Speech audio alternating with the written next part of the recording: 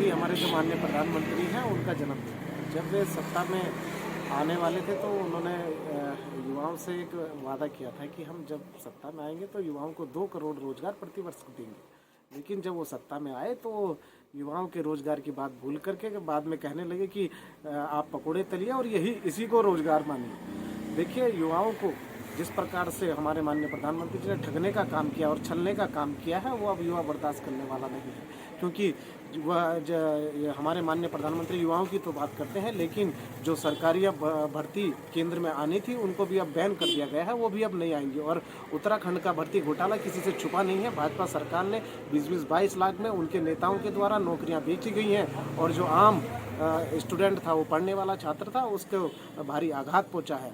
और इस प्रकार आज हमारे माननीय प्रधानमंत्री जी के जन्मदिवस पर आज हमने एजेंसी चौक पौड़ी में पकोड़े तलकर और माननीय प्रधानमंत्री जी को मतलब अपनी डिग्री रखकर वहाँ पर हमने पकोड़े तले हैं। LLB, LLM और BCom, BSc करने के बाद छात्र को जब रोजगार नहीं मिलेगा तो वह पकोड़े ही तलेंगे और आज हमने इसी उपलक्ष्य में पकोड़े तले। आप एक बात बताइए, 10 साल में माननीय प्रधानमंत्री जी का एक काम गिना दीजिए। फल बांटने की आपको जरूरत नहीं पड़ेगी, माननीय प्रधानमंत्री जी का संदेश ऐसे ही चले जाएगा। अगर उन्होंने युवाओं को रोजगार दिया हो या अन्य जो हमारे गरीब पिछड़े लोग उनके लिए अगर काम किया होगा तो ये फल बांट कर उनको जग जाहिर करने की जरूरत नहीं है, उनका नाम वैसे ही चले जाएगा। लेकिन ये फल बांट कर ये दिखाना चाह रहे हैं कि माननीय प्रधानमंत्री मोदी जी ने 10 साल में तो कुछ नहीं किया, आप एक सेला और केला पकड़कर आप बैठे रहिए और इसी से आपको संतुष्ट होना पड़ेगा।